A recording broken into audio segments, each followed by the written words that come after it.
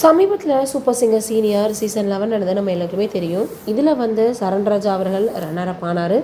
அதே போல் அவர் வின் பண்ணுவார்னு எல்லோரும் எக்ஸ்பெக்ட் பண்ணாங்க. இருந்தாலும் அவர் எப்படியோ ரன்னர் அப் ஆகிட்டார்.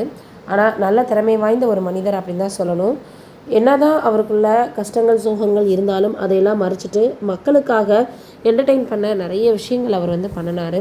இந்த சூழலில் ஏற்கனவே தான் கூட பாடின ஒரு குழந்தைக்காக என்னுடைய தங்கை அப்படின்னு சொல்லிட்டு அவர் என்ன பண்ணார், திஷாரதனாவுக்கு அப்படின்னா ஒரு மேடையிலேயே கொலுசை பரிசாக கொடுத்துருந்தாரு. அதை பார்க்கும்போது மெய்யழகன் படத்தில் வர சீன் மாதிரியே இருந்துச்சு அப்படின்னு எல்லோரும் சொல்லி வந்துட்டு இருந்தாங்க. இந்த சூழலில் இப்போ என்ன இருக்குது அப்படின்னா, மறுபடியும் தனக்கு வின் பண்ண காசை வச்சு, தனக்கு கிடைச்ச காசை வச்சு திஷாரதனாவுக்கு ஏதாவது பரிசுகள் கொடுப்பாரு அப்படின்னு எல்லோரும் சொல்லி வந்துட்டுருக்காங்க. ஏன்னா அதை கொடுக்கும்போதே என்னால் இப்போதைக்கு இதை தான் பண்ண முடியும் அப்படின்னு சொல்லி தான் கொடுத்தாரு. இந்த சூழலில் இந்த ஒரு விஷயம் ரொம்பவே சமூக வலைதளங்களில் வைரலாக பரவிட்டு இருந்தது.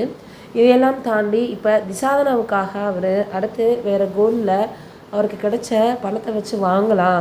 ஏன்னா தனக்கு எந்த ஒரு கஷ்டமாக இருந்தாலும் சோகமாக இருந்தாலும் திஷாரதனா கிட்ட தான் இந்த சீசனில் நான் ஷேர் பண்ணேன், என்னுடைய தங்கை மாதிரி அப்படின்னு சொல்லியிருந்தார்.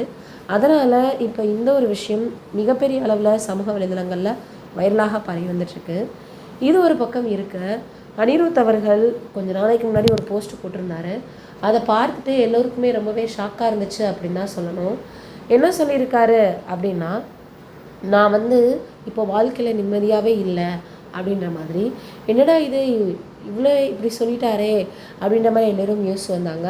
அதுக்கு காரணம் என்ன அப்படின்னு பார்த்தா, நாங்கள் இதுக்கு முன்னாடிலாம் கல்யாண வீடுகள்லாம் வாசிப்போம். அப்போ 500 ரூபாயோ இல்லை மரியாதைக்காக பார்த்திங்கன்னா வெத்தலையோ வச்சு கூட கொடுப்பாங்க. அந்த நேரத்தில் 500 பேர் நம்மளை பாராட்டும் போது ரொம்பவே சந்தோஷமாக இருந்துச்சு. ஆனால் அந்த சந்தோஷம் இப்போ இல்லை, நான் கோடிகளில் சம்பளம் வாங்கினாலும் எனக்கு கிடைக்கிறதில்ல அப்படின்னு இப்போ அவர் சொல்லியிருக்கக்கூடிய அந்த ஒரு விஷயம் சமூக வலைதளங்களில் ரொம்பவே வைரலாக பரவி வந்துட்டுருக்கு.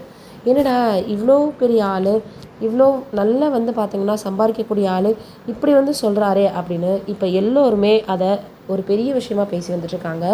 இதை பற்றி நீங்கள் என்ன நினைக்கிறீங்க அப்படின்றத மறக்காமல் கமெண்ட்டில் சொல்லுங்கள்.